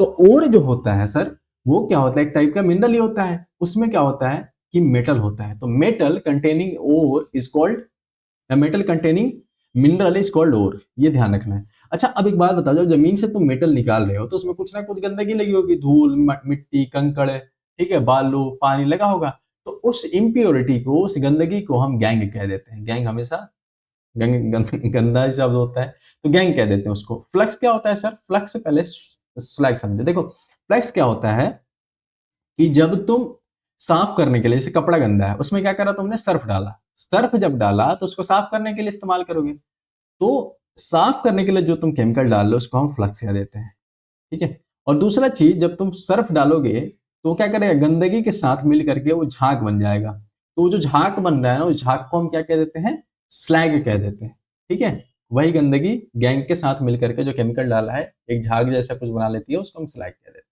अब समझ आ गई बात। चलो, कुछ इंपॉर्टेंट मिनरल्स और उनके ओर से देख लो। जैसे सबसे इंपॉर्टेंट यहां से सवाल पूछा जाता है, आयरन के कुछ इंपॉर्टेंट ओर है, कौन कौन से सर, हेमेटाइट, मैग्नेटाइट, लिमोनाइट और लिडराइट, सिडेराइट, ठीक है। इनके फॉर्मूला याद रखने नहीं याद रखने आपको, हेमेटाइट का और मैग्नेटाइट का बस ध्यान में रखना। मैग्नेटाइट ऐसे याद रख सकता हूं, महंगा है तो इसमें आयरन ज्यादा होता है, हेमेटाइट में आयरन कम होता है, ठीक है। इसके अलावा बात करें तो एल्यूमिनियम के कुछ मिनरल्स होते हैं, ठीक है, और से होते हैं, जैसे कौन कौन है सर, तो बॉक्साइट और क्रायोलाइट। उसके अलावा कॉपर के कौन कौन से होते हैं, कॉपर पाइराइट, क्यूपराइट, मेलासाइट, ठीक है। इसमें दो में तो नाम में ही कॉपर कॉपर है, और कॉपर को माला बहुत पसंद है तो ऐसे याद रख सकते हो, मेलाकाइट, ठीक है, मेलाकाइट। याद रखने वाला कौन सा फॉर्मूला इसमें याद रखना है, ये वाला क्यूपर कॉपर पाइराइट का याद रखना है, CuFeS2। इसके अलावा आता है जिंक। जिंक की बात करें तो ये मेजरली मतलब जो मेन में तुम्हारे एग्जाम के लिए इंपॉर्टेंट है वही है, एक तो जिंक ब्लेंड, एक तो कैलामाइन और एक है जिंकाइट, ऐसे फॉर्म में पाया जाता है, वो बाद में इसको प्योर करते हैं हम, ठीक है। तो जिंक ब्लेंड का फॉर्मूला क्या हो जाता है, जिंक और सल्फाइड दोनों मिलकर के जिंक ब्लेंड बना देते हैं। कैलामाइन में ऐसा होता है, ये इंपॉर्टेंट नहीं है, सिर्फ जिंक ब्लेंड का फॉर्मूला याद रखना। लेड के देखो कुछ इंपॉर्टेंट ओर्स, जैसे गैलीना, एंगलसाइट, सेरुसाइट, ठीक है। लेड में जो सबसे इंपॉर्टेंट है वो है गैलीना, गैलीना का फॉर्मूला होता है PbS। मरकरी की अगर हम बात कर लें तो मरकरी का एक ही इंपॉर्टेंट है जो कि आपको याद रखना है, वो है सिनेबार। सिनेबार का फॉर्मूला होता है HgS, मतलब देख रहे हो तुम, या तो ऑक्साइड के फॉर्म में प्रेजेंट होता है जमीन में, या तो सल्फाइड के फॉर्म में, और या फिर कार्बोनेट के फॉर्म में, मेनली इसी तीन फॉर्म में ये ओर्स पाए जाते हैं, ठीक है ना। चलो, उसके अलावा हम आ जाए सिल्वर पर, तो सिल्वर जनरली किस में पाया जाता है, अर्जेंटाइट। अर्जेंटाइट इसका बढ़िया मिनरल है, बढ़िया ओर है इसका, ठीक है। और इसका फॉर्मूला हो जाता है Ag2S। इंपॉर्टेंट और भी ओर से देख लो, जैसे सिल्वर का अर्जेंटाइट हमने देख लिया। कैल्शियम की बात करें तो लाइमस्टोन, जिप्सम, फ्लोरस्पार, ये सारे हम देख चुके हैं। मैग्नीशियम की बात करें तो मैग्नेसाइट, डोलोमाइट, ठीक है, ये डोलोमाइट इंपॉर्टेंट है, इसको भूलना नहीं है, डोलोमाइट बहुत बार पूछा गया है। डोलोमाइट किसका है, आपके मैग्नीशियम का है, कार्नेलाइट ये सब भी है, लेकिन मैग्नीशियम का सबसे इंपॉर्टेंट डोलोमाइट याद रखना है। क्रोमियम याद हो जाएगा, क्रोमाइट। मैग्नीज का पाइरोल्यूसाइट, ठीक है। निकल का पेंटेंडिलाइट, ये इंपॉर्टेंट नहीं है। सोडियम इंपॉर्टेंट है इसलिए क्योंकि बोरेक्स, बोरेक्स और बॉक्साइट में लड़के कंफ्यूज जाते हैं, तो बोरेक्स सोडियम का होता है और इसका फॉर्मूला यहाँ पर लिखा हुआ है Na2B4O7, और 10 मोल 10 वाटर ऑफ क्रिस्टलाइजेशन होता है। ये सारी सब्जेक्ट मैं बता चुका हूँ टॉपिक्स, जो नहीं पढ़ेगा ना बाबू हवा नहीं लगेगा कुछ भी, जब एग्जाम में भी आएगा ना वहां तो और भी नहीं लगेगा, इसलिए सारी चीजें मैं डिटेल में पढ़ा रहा हूँ, पढ़ते चलो, सारे कंसेप्ट सीखते चलो, ठीक है। अब देखो मेटल का तुम्हें पता चल गया, तो उसको एक्सट्रैक्ट कैसे करें, निकाले कैसे सर, बताओ जरा, फॉर्मूला बता, क्या तरीका होता है निकालने का। देखो इसमें कुछ स्टेप्स होते हैं। सबसे पहला स्टेप क्या है कि जो और तुम्हें मिला है ना उसका कॉन्सेंट्रेशन निकालो। कॉन्सेंट्रेशन निकालने के लिए, जैसे मान लो ये 100 ग्राम मुझे सोना मिला, 100 ग्राम सोना मिला, अब इसमें क्या है, 1 किलो मिट्टी लगी हुई है, तो 1 किलो मिट्टी में तो 100 ग्राम सोने के तक कम लगेगा। तो सबसे पहले क्या कर देते हैं ना, इसका मिट्टी जो लगी उसको हटाओगे, हटाओगे तो क्या हो जाएगा, ये ऑटोमेटिकली इसकी वैल्यू बढ़ जाएगी। पहले 1000 ग्राम में था 100 ग्राम, अब मान लो ये घट करके 500 ग्राम बचा या 100 ग्राम बचा, तो 100 ग्राम में 100 ग्राम, तो इसके कंसेंट्रेशन बढ़ गया। तो पहला काम ये करते हैं। दूसरा क्या कर देते हैं, हीट कर देते हैं, रोस्टिंग या कैल्सिनेशन, ठीक है, मतलब इसको गर्म करते हैं। दो प्रोसेस होता है, अभी मैं बताऊंगा आगे। तीसरा क्या हो जाता है, जब जैसे तुम गर्म करोगे ना तो ऑक्साइड में कन्वर्ट हो जाता है, ठीक है ना, ऑक्साइड में कन्वर्ट हो जाता है, मेटल ऑक्साइड बन जाता है। अब ऑक्साइड बन गया है तो इसको क्या करना पड़ेगा, रिड्यूस करना पड़ेगा, रिड्यूस करेंगे तभी तो इसका ऑक्सीजन निकलेगा, तो तीसरा स्टेप हो जाता है रिडक्शन। अब रिड्यूस हो गया, उसके बाद क्या हो जाएगा, ये पिघल करके बाहर निकल जाता है। पिघल गया है तो इसमें हल्का फुल्का थोड़ा बहुत बिल्कुल क्या जाता है, कुछ इधर उधर के इम्प्योर पार्टिकल्स आ जाते हैं, तो लास्ट में हम क्या कर देते हैं, रिफाइन कर देते हैं, तो हो गया तुम्हारा प्यूरिफिकेशन। ये 4 स्टेप होते हैं किसी भी मेटल को प्यूरिफाई करने के, एक्सट्रैक्ट करने के। रोस्टिंग कैल्सिनेशन क्या होता है, समझ लिया, से सवाल पूछा जाता है। रोस्टिंग में क्या हो जाता है, जैसे तुमने देखा है ना, जो बेचारे नॉनवेज वाले हैं उनको पता होगा, और वेज वाले भी देखे होंगे, जो सोया तुम्हारा बनता है ना, वो सोया का बनाते हैं, क्या बनाते हैं, कुछ तो बनाते हैं, सोया का टिक्का वगैरह बनाते हैं।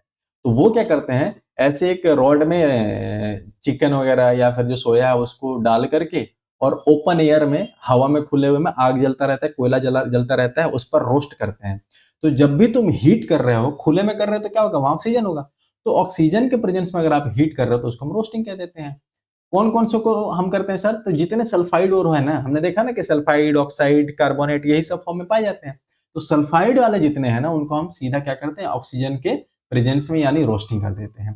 और कार्बोनेट वाले जितने हैं उनको हम सी से कार्बोनेट और सी से कैल्सिनेशन, सी से कार्बोनेट, सी से कैल्सिनेशन, ठीक है। तो ऐसे याद रख सकते हो। और यहाँ पर क्या होता है, ऑक्सीजन नहीं होता है, इसको ढक करके हम गर्म करते हैं, ढक करके हीट करते हैं, क्यों, क्योंकि ऑक्सीजन से ये रिएक्ट करने लगता है।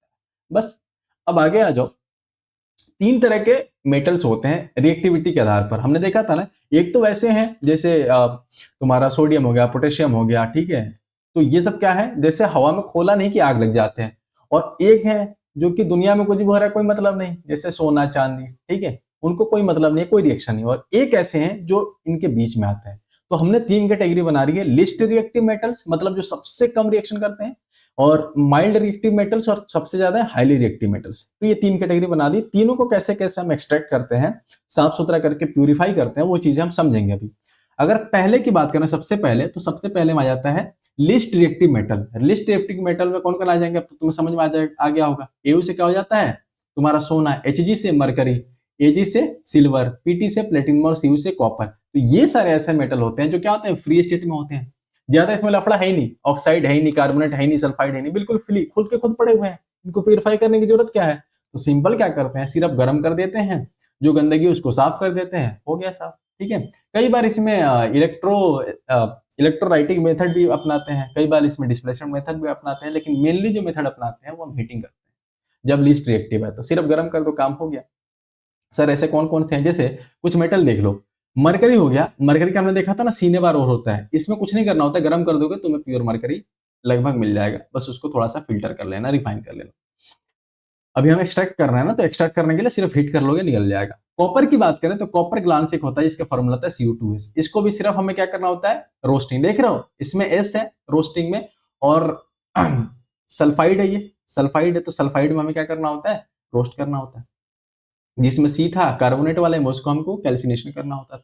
ऐसा ही होता है सिल्वर। सिल्वर का हमने बताया था, और क्या होता है, अर्जेंटाइट, इसको भी गर्म कर दो, या साइनाइट लीचिंग एक मेथड होता है, इंपॉर्टेंट नहीं है, वो कर दो। गोल्ड के लिए बिल्कुल फ्री स्टेट में है, नेटिव ओर है वो, ठीक है, फ्री बैठा हुआ है, तो उसमें कुछ नहीं करना, सिर्फ मैकेनिकली हाथ से भी ले आकर के गर्म करके, या एक साइनाइड प्रोसेस होता है, उससे तुम साफ कर सकते हो। अब आ जाता है मिड रिएक्टिव मेटल्स, ये जो माइल्ड है, मतलब थोड़ा रिएक्शन ज्यादा करते हैं कम वाले से, लेकिन ज्यादा वालों से थोड़ा कम करते हैं, ठीक है। कौन कौन से सर ऐसे, तो जिंक हो गया तुम्हारा, लेड हो गया, पीबी से लेड हो जाता है, जिनको नहीं पता वो लिखते रहेंगे। एफी से हो जाता है तुम्हारा आयरन, और टीन एसएन से हम डिनोट करते हैं। समटाइम्स कॉपर भी इसमें रख दिया जाता है, हल्का फुल्का वो रिएक्शन कर लेता है। तो देखें ये क्या करते हैं हम, एक तो बात पता है कि ये ठंडे पानी से रिएक्शन करते नहीं है सर, ये हम ऑलरेडी देख चुके हैं। दूसरा ये है कि ऑक्साइड, सल्फाइड, कार्बोनेट, ये तीन फॉर्म में पाए जाते हैं, ठीक है। तो इनको एक्सट्रैक्ट करने का मेथड क्या है कि सर हम इनको रोस्टिंग या कैल्सिनेशन कर देते हैं। मतलब क्या कि हमने देखा ना रोस्टिंग क्या होता है, कैल्सिनेशन क्या होता है, ठीक है। तो हम दोनों कर देते हैं, वही बात यहाँ लिखा हुआ है कि जब आप सल्फाइड और है तो आप क्या करोगे, सल्फाइड में से रोस्टिंग में से, तो इनको रोस्टिंग करेंगे हम। ऑक्सीजन के प्रेजेंट में वहां हवा होगी, ठीक है। और अगर कार्बोनेट और है, सी से कार्बोनेट और सी से कैल्सिनेशन, तो हम कैल्सिनेशन करेंगे, वहां ऑक्सीजन नहीं होगा। दोनों करने के बाद क्या बन जाता है, मेटल ऑक्साइड बनता है, ठीक है। मेटल ऑक्साइड जनरली बनता है। अब मेटल ऑक्साइड जब बन गया तो क्या करना है, तुम्हें ऑक्सीजन को हटाना है, अगर प्योर मेटल चाहिए तो ऑक्सीजन हटाने के लिए क्या करना पड़ता है, रिडक्शन कराना पड़ेगा, तभी तो ऑक्सीजन हटेगा ना। तो रिडक्शन कराओगे, यहाँ मिल जाएगा तुम्हें प्योर मेटल। ये प्रोसेस होता है, ऐसा सीखना होता है, ऐसा रटना नहीं होता दोस्त, ठीक है, ऐसे सीखना होता है। वही बात यहाँ मैंने लिखी हुई है। उदाहरण के तौर पर देख लो, जैसे जिंक सल्फाइड हो गया, ठीक है, तो सल्फाइड हो रहा है, क्या करेंगे, रोस्टिंग करेंगे। रोस्टिंग करेंगे तो क्या निकल गया, जिंक ऑक्साइड। अब इसमें क्या कर देते हैं, कोक यानी कार्बन। कार्बन एक रिड्यूसिंग एजेंट होता है, उसको जैसे डालोगे, गर्म करोगे तो ये ऑक्सीजन उड़ जाएगा, खत्म हो गई बात, जिंक आ गया। ऐसे ही हो जाता है मैग्नीज ऑक्साइड। इसमें क्या हो जाता है, एल्यूमिनियम जैसे डालोगे ना, तो ये हो गया मैग्नीज, और ये हो गया एल्यूमिनियम ऑक्साइड। एल्यूमिनियम इसको रिड्यूस करा देता है, एल्यूमिनियम बहुत स्ट्रॉन्ग रिड्यूसिंग एजेंट होता है, ठीक है, और हीट भी निकलता है, तो ये एक तरीके का एक्सोथर्मिक रिएक्शन कॉज करता है। देखो अदर रिड्यूसिंग एजेंट जो तुम्हें यहाँ पर इस्तेमाल कर सकते हो कोक के बदले, वो कौन कौन से हैं, सोडियम है, कैल्शियम, एल्यूमिनियम, ये सारे के सारे रिड्यूसिंग एजेंट होते हैं जिनका इस्तेमाल तुम कर सकते हो। एक रिएक्शन आता है थर्मिट रिएक्शन, ये पूछा गया है कई बार आपके एग्जाम में, ठीक है। मैंने एक्सपेक्ट किया था कि ये इस बार भी पूछा जाएगा, लेकिन अभी तक तो नहीं दिखा है, देखते हैं। एल्यूमिनोथर्मिक रिएक्शन इसका दूसरा नाम है। नाम से पता चल रहा है सर इसमें एल्यूमिनियम की बात तो हो रही है। और थर्मो मैंने बताया था, थर्मो मतलब हीट, हीट मतलब गर्मी, ठीक है, मतलब इसमें हीट तो दिया जाता होगा। दो बात तो सर समझ आ रही है, जरा अच्छे से समझा दो हमारे को, ठीक है। इसमें क्या करते हैं, देखो कोई मेटल ऑक्साइड ले लेते हैं, जैसे कोई मेटल, यहाँ पर देखो ये है क्या, फेरस ऑक्साइड। इसमें क्या करता है, हमने एल्यूमिनियम के साथ इसको डाल दिया, बोला बेटा जाओ जरा एल्यूमिनियम से मिल के आओ। तो एल्यूमिनियम इतना पावरफुल है, कहता है कि जाओ मेरा ऑक्सीजन दे दो मुझे, मैं तुम्हें चाहता हूँ तुम फ्री हो जाओ, ठीक है, तुम फ्री रहो, ऑक्सीजन मैं संभाल लूंगा। तो ऑक्सीजन वो ले लेता है, क्यों, क्योंकि ये खुद रिड्यूसिंग एजेंट है, ठीक है ना, रिड्यूसिंग एजेंट है मतलब खुद ऑक्सीडाइज होगा। ये सारे कंसेप्ट में बता चुका हूँ। तो ऑक्सीडाइज होगा तो क्या हो जाएगा, ये ऑक्सीजन ले लेगा और अगले का छीन लेगा, जैसे ये देखो आयरन, ठीक है, और हीट निकल जाता है। तो हीट निकलता है तो क्या हो गया, एक्सोथर्मिक रिएक्शन हो गया। इसलिए मैंने यहाँ लिखा हुआ है कि ये एक्सोथर्मिक या रेडॉक्स रिएक्शन होता है। थर्मिक डायरेक्शन का इस्तेमाल, ये इक्वेशन याद रखना है, ये थर्मिक डायरेक्शन का इक्वेशन है, बहुत इंपॉर्टेंट है, स्टार मार्क कर लो, ये नहीं भूल सकते तुम, नहीं सवाल ही नहीं है भूलने का। कहीं भी लिख लेना कॉपी में, लेकिन इसको भूल नहीं सकते। इसका यूज कहाँ होता है सर थर्मिक डायरेक्शन का, तो इसका यूज होता है जैसे मान लो रेलवे ट्रैक टूट जाए, ठीक है, या कोई मशीन का पार्ट टूट जाए, तो उसको जोड़ने के लिए हम इसका इस्तेमाल करते हैं। थर्माइट एक बॉम्ब भी बनता है सेना वगैरह में, तो उसमें भी इसका इस्तेमाल करते हैं। एक होता है जो हाईली रिएक्टिव मेटल है ना, जैसे कौन कौन है, जितने बंदर वाले हैं हमारे कनक और मंगल, जैसे potassium, sodium, calcium, magnesium, aluminium, ये सारे जितने हैं ये सारे हाईली रिएक्टिव हैं। तो इनमें ज्यादा क्या करना होता है, देखो इनको समझने के लिए एक काम करना होता है, ये बहुत आसानी से इलेक्ट्रॉन रिलीज कर देते हैं, ठीक है, रिलीज कर देते हैं। और दूसरा कारण ये है कि, दूसरी बात ये है कि ऑक्सीजन और पानी के साथ बहुत ज्यादा रिएक्शन करते हैं। तीसरी बात ये है कि ये कंबाइन स्टेट में होते हैं, हमेशा किसी न किसी के साथ मिलेंगे, तो हमें प्यूरिफाई करने में थोड़ा सा दिक्कत होता है। जो आदमी जिसका बॉन्ड ऑक्सीजन के साथ बहुत ज्यादा है, मजबूत है, पानी के साथ बहुत ज्यादा है, मजबूत है, तो उसको तोड़ने में मुश्किल होती होगी, तो उसके लिए हमें क्या देना पड़ता है, इलेक्ट्रिक शॉक देना पड़ता है, ठीक है, जिस मेथड को हम इलेक्ट्रोलाइसिस मेथड कह देते हैं। ठीक है, क्या कहते हैं, इलेक्ट्रोलाइसिस मेथड कह देते हैं। देख लो थोड़ा समझ लो इलेक्ट्रोलाइसिस मेथड क्या होता है, मैं अलग से लिख करके लाया हूं तुम्हारे लिए। यहाँ पर कहा गया, कहा गया, हाँ ये रहा, ये रहा। इलेक्ट्रोलाइटिक मेथड में क्या होता है, देखो यहाँ देखो, ये मान लो एक डब्बा हो गया, ये जार हो गया, इसमें तुमने क्या करा कि कोई इलेक्ट्रोलाइट ले लिया, जैसे इलेक्ट्रोलाइट का मतलब होता है कोई नमक ले लो, ठीक है, उसको किसी लिक्विड में घोल लो। नमक में जो कण होते हैं ना उसको हम इलेक्ट्रोलाइट मान लेते हैं जनरली, ठीक है। जैसे मान लो कॉपर सल्फेट एक नमक है, इसको तुमने क्या कर दिया कि सल्फ्यूरिक एसिड में घोल दिया, घोल दिया। अब उसमें तुमने दो पोल बना लिए, दो खंबे गाड़ दिए, ठीक है, दो खंबे गाड़ दिए, एक नेगेटिव चार्ज इसमें और एक पॉजिटिव चार्ज। इनमें क्या करा कि तुमने करंट दौड़ा दिया, बिजली दौड़ा दी, एक साइड प्लस आएगा और एक साइड नेगेटिव आएगा। तो होता क्या है ना, जो इसमें कॉपर सल्फेट अंदर में है, कॉपर सल्फेट, ये टूटने लगता है, ठीक है, कॉपर सल्फेट टूटने लगता है। तो कैसे टूटेगा, कॉपर अलग हो जाएगा, सल्फेट अलग हो जाएगा। अब कॉपर पे आ जाता है प्लस चार्ज। तो एक बात बताओ जरा, अपने छोटा सा दिमाग लगा करके बताओ, ये जो कॉपर है ये प्लस की तरफ भागेगा कि माइनस की तरफ भागेगा, ऑब्वियसली माइनस की तरफ भागेगा, निगेटिव चार्ज को की तरफ भागता है। और ये सल्फेट होता है किधर जाता है, ये प्लस की तरफ जाता है, ठीक है, ऐसा होता है।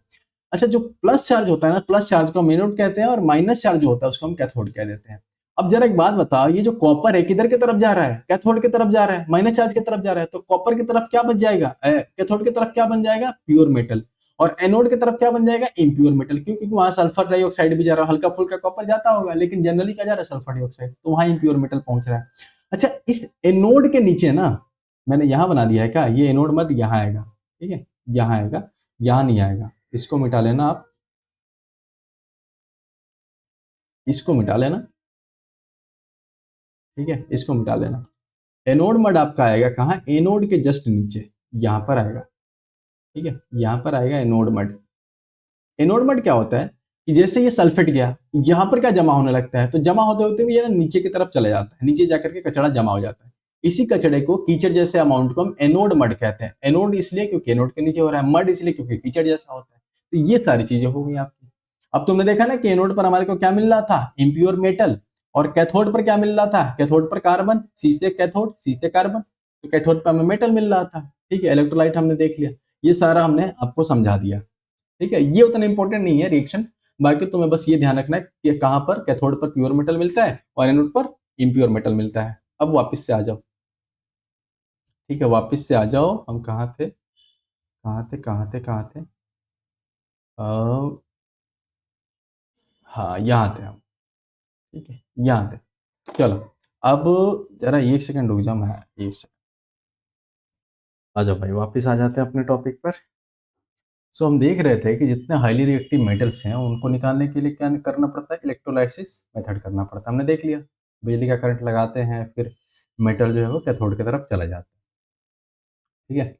अब देखो कुछ ऐसे होते हैं जैसे सोडियम, मैग्नीशियम, एल्यूमिनियम है, इनको जब इनको कैसे निकाला जाता है, जब ये जनरली कैसे होते हैं, क्लोराइड के फॉर्म में होते हैं, मोल्टन क्लोराइड के फॉर्म में होते हैं। ठीक है ना, मतलब गिले रहते हैं, पिघले हुए रहते हैं, और जैसे NaCl होता है ना, तो क्लोराइड के फॉर्म में, मैग्नीशियम क्लोराइड, एल्यूमिनियम क्लोराइड, तो इनको हम इलेक्ट्रोलाइसिस से निकाल सकते हैं। इसके अलावा अगर हम बात करें तो ये रिएक्शन मैं आपको बता चुका हूँ कि कैथोड पर क्या मिल जाता है, हमारे को मेटल मिल जाता है, और एनोड पर क्या मिल जाता है, ये इम्प्योर मेटल या फिर नॉन मेटल वहां पर मिलता है। वही बात यहाँ पर लिखा हुआ है, नॉन मेटल एनोड पर चला जाता है और मेटल जो है वो कैथोड पर चला जाता है।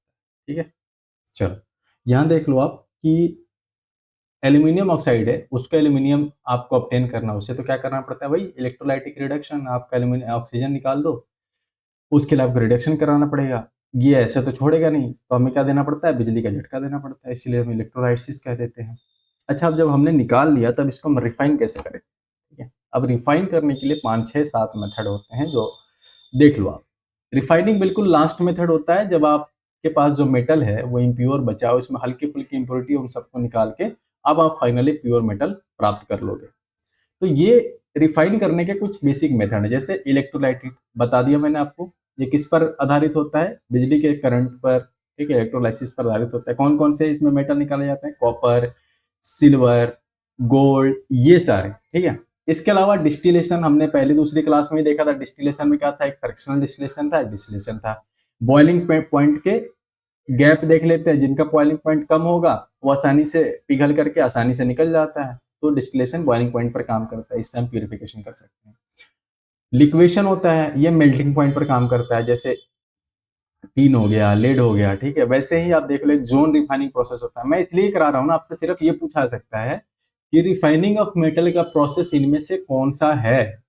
तो इलेक्ट्रोलाइसिस दिया होगा, डिस्टिलेशन दिया होगा, लिक्वेशन दिया होगा, इसमें से और एक और कोई दिया होगा जो पूछा गया इनमें से कौन नहीं है, तो वो चौथा नंबर नहीं होगा। जिसका नाम इसमें से नहीं लिया होगा उसका नहीं होगा। तो इसमें मैं चाह रहा हूँ कि आप नाम एक बार देख करके अवगत रहो कि अगर क्वेश्चन आता है तो ऐसा ना लगे कि सुना ही नहीं है, पता नहीं कहाँ से पूछ लिया। ठीक है, जैसे एक जोन रिफाइनिंग प्रोसेस होता है, उसमें क्या करते हैं, जैसे मान लो ये सोना है, इसमें मिट्टी लगी हुई है, तो मिट्टी की सॉल्युबिलिटी, जो गंदगी है, इम्प्योरिटी है, उसकी सॉल्युबिलिटी कितनी आसानी से वो पिघल जाएगी, गल जाएगा, उसके आधार पर हम उसको प्योर करते हैं। इस प्रोसेस को हम जोन रिफाइनिंग कहते हैं। जैसे सिलिकॉन जर्मेनियम के केस में ऐसा होता है। एक वेपर फेज रिफाइनिंग होता है, इंपॉर्टेंट नहीं है। केमिकल रिफाइनिंग में क्या होता है, बस केमिकल का इस्तेमाल कर लेते हैं और रिएक्शन करवा के जो भी गंदगी उसको हटा लेते हैं। ठीक है, अब आ जाते हैं कुछ चीजों पर। करोजन, करोजन हमने पहली क्लास में भी देखा था, पिछले क्लासों में। करोजन का मतलब होता है संक्षारण। हिंदी में क्या क्या इसका मतलब होता है, संक्षारण। और मैंने बताया था आपको कि सबसे अच्छा इसका उदाहरण कौन सा होता है, आपके घर के आसपास में लोहे में जंग लगना। कोरोजन में क्या होता है कि देखो यहाँ डेफिनेशन लिखा हुआ है कि gradual destruction of metals by action of air, moisture, chemicals. मतलब कि अगर मान लो बाहर में लोहा है या कोई मेटल है, अब उस पर हवा आएगा, पानी पड़ेगा, केमिकल आएगा, केमिकल में एसिड बेस कुछ डाल दोगे तो उसमें क्या हो जाता है, जंग लग जाता है या खराब हो जाता है। ठीक है, तो ऐसे एक्टिविटीज को, ऐसे मेथड को हम क्या कह देते हैं, कोरोजन कह देते हैं, संक्षारण कह देते हैं। ये जनरली किस पे होता है, मेटल के सरफेस पर होता है। लोहा के ऊपर जंग लगता है कि लोहा के अंदर जंग लगता है, ऊपर ही लगता है, सरफेस पर लगता है, सतह पे। इसके उदाहरण जो है वो इंपॉर्टेंट है, जैसे रस्टिंग ऑफ आयरन, मतलब लोहे में जंग लगना। रिएक्शन क्या होता है, जैसे ये हो गया लोहा, Fe मतलब लोहा, आयरन, ऑक्सीजन, हवा में ऑक्सीजन और पानी जब पड़ेगा तो क्या बना लेगा, देखो फेरस ऑक्साइड और H2O, तो ये बना लेता है और यही जंग लगने का कारण होता है। उसके अलावा सिल्वर में पूछ लिया जाता है, सिल्वर में ब्लैक कारण क्यों होता है। तो सिल्वर जब खुले में छोड़ोगे ना तो वो ब्लैक कलर हो जाता है। क्यों, क्योंकि हवा में तुम पता है कि सल्फर भी है, तो सल्फर उसके साथ रिएक्शन करता है Ag के साथ, और वो रिएक्शन करके Ag2S बना लेता है। स्टार मार्क कर लो, ये पूछा गया है आपसे। ठीक है, कि सिल्वर का कलर ब्लैक क्यों हो जाता है, Ag2S के कारण ब्लैक हो जाता है। ठीक है, कॉपर की बात करें तो कॉपर देखो जनरली क्या होता है, ब्राउन। लेकिन जैसे तुम उसको खुले में छोड़ोगे ना तो खुला में कौन सा गैस है, कार्बन डाइऑक्साइड, तो कार्बन डाइऑक्साइड के साथ रिएक्शन कर लेता है और क्या बना लेता है, कॉपर कार्बोनेट बना लेता है। और वो कैसा दिखता है, वो ग्रीन कलर का दिखता है। ठीक है, ये सारे कोरोजन के आपके उदाहरण है। अच्छा, आपको अब आपको पता है कि कोरोजन लग रहा है, जंग लग रहा है, उसके बचने के उदाहरण है, कई सारे तरीके हैं। ठीक है, जैसे आपके घर में क्या होता है कि अगर लोहे को जंग लगने से बचाना है, क्या करते हैं, पेंट करवा देते हैं। तो एक वही मेथड लिखा हुआ है।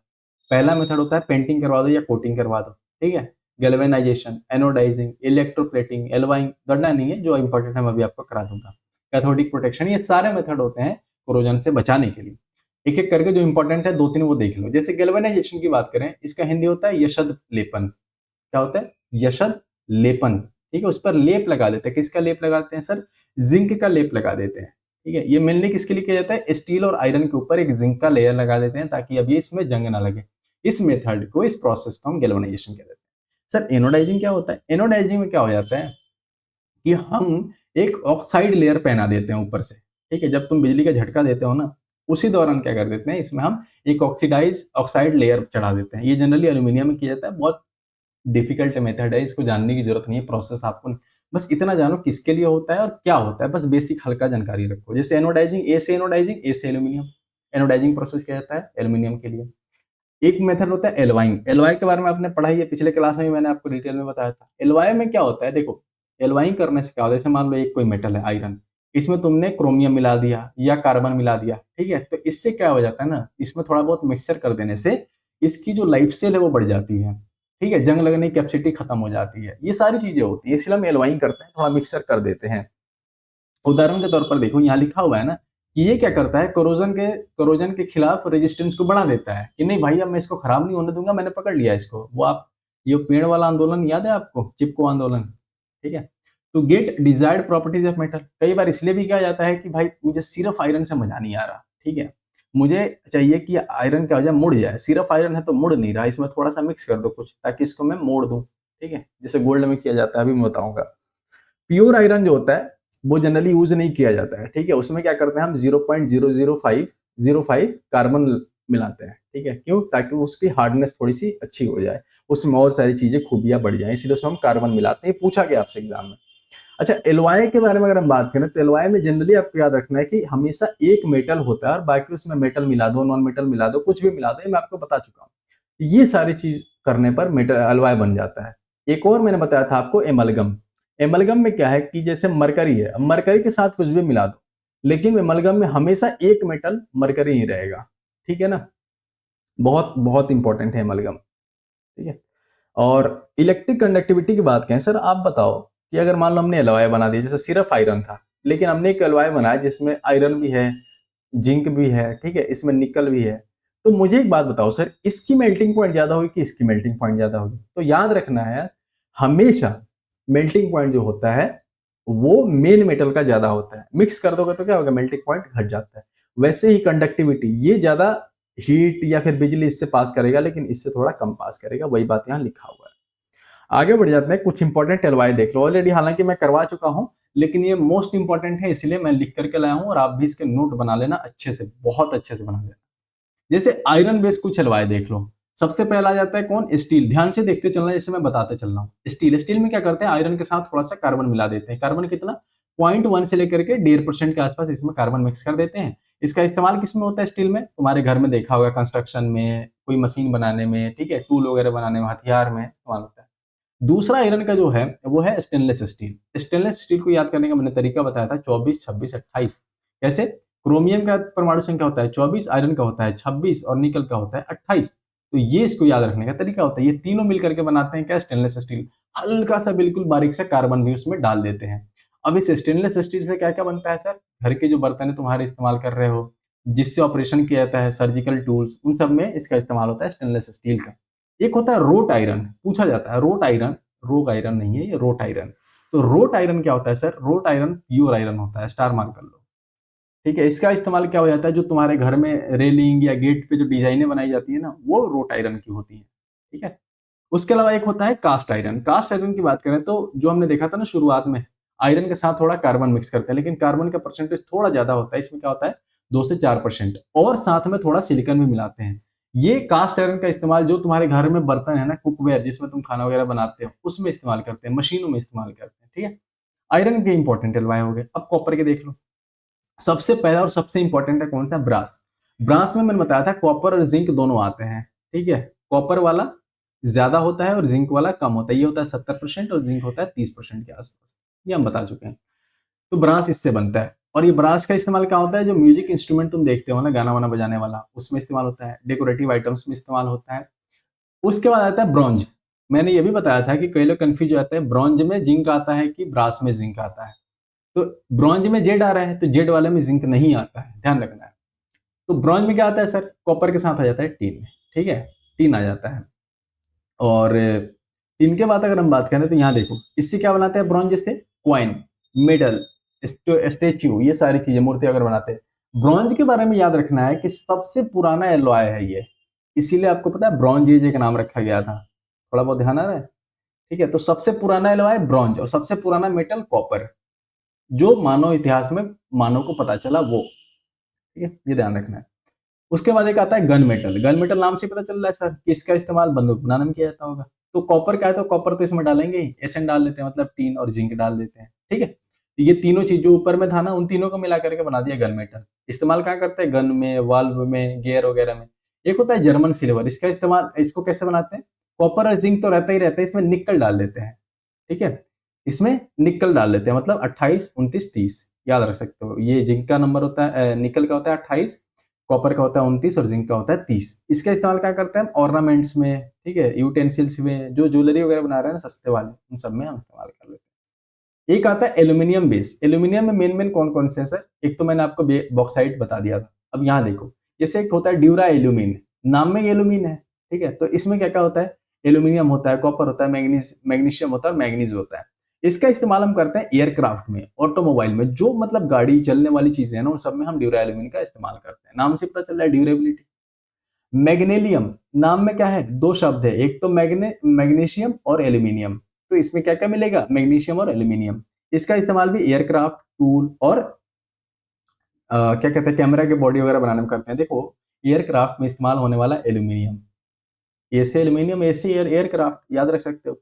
एक आता है एल्निको। एल्निको में क्या होता है, एल्यूमिनियम, निकल, कोबाल्ट, ठीक है। इसमें क्या होता है, इसका इस्तेमाल हम लाउड स्पीकर, मोटर, जनरेटर, इन सबको बनाने में करते हैं।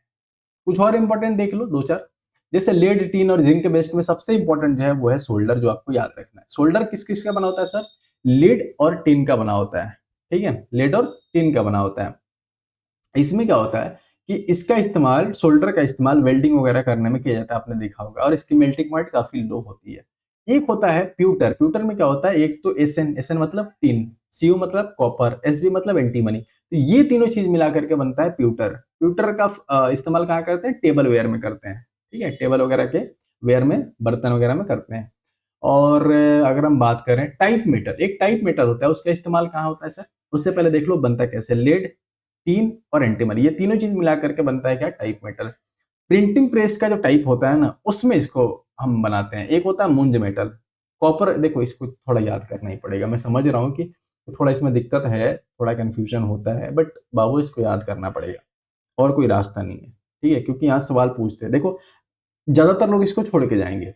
अगर तुम करके आए ना, यही तो अप्रोच रखना है, अगर तुम करके आए ना, तो तुम दो सवाल तो हमेशा आगे ही आगे हो, ठीक है ना। यही वो सवाल है जो तुम्हें एज दिलाएंगे, जहां सब लोग छोड़ देते हैं वो पकड़ो और वहां मेहनत करो, ठीक है ना। 100% है कि वहां से तुम एज लोगे, वहां से तुम आगे बढ़ जाओगे।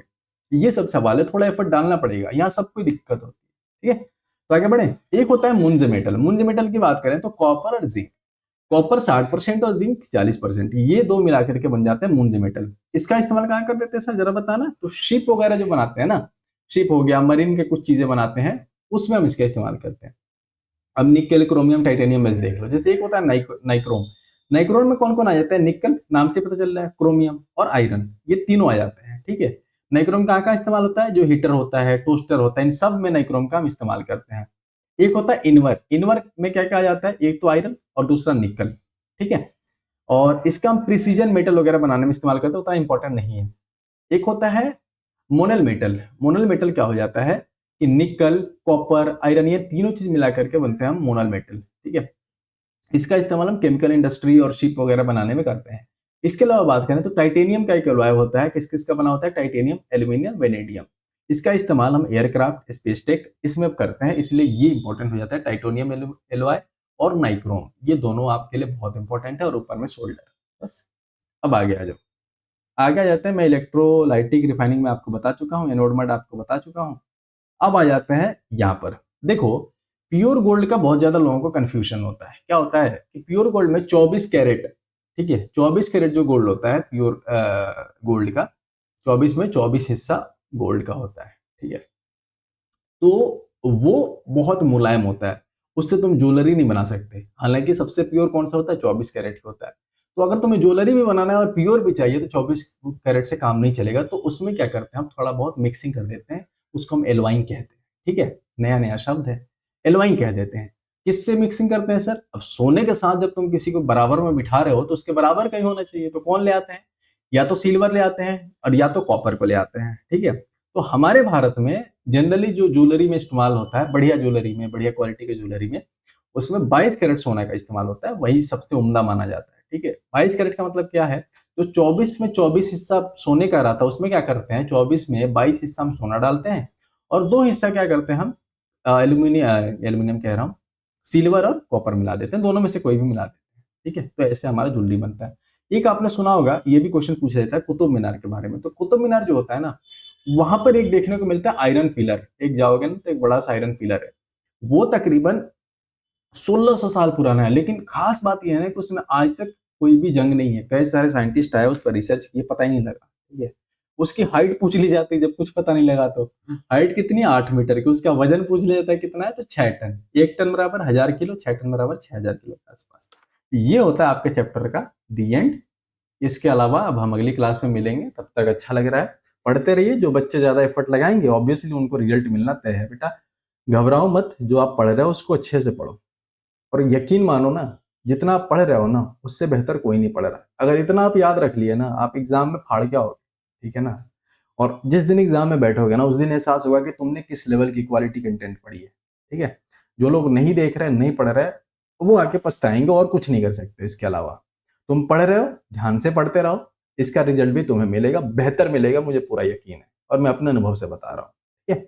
चलो ध्यान रखो, खुश रहो और मिलते हैं जल्दी अगले लेक्चर में। तब तक के लिए टाटा बाय बाय, जय हिंद।